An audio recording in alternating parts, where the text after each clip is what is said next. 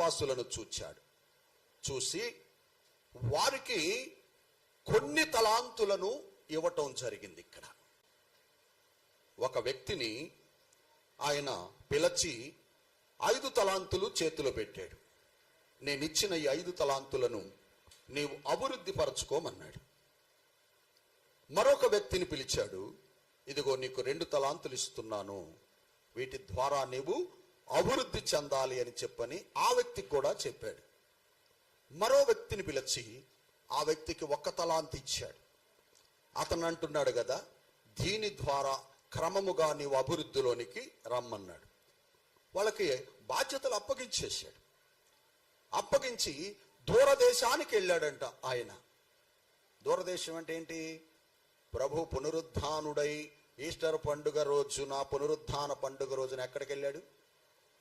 ఆరోహణమై పరలోకానికి వెళ్ళాడు.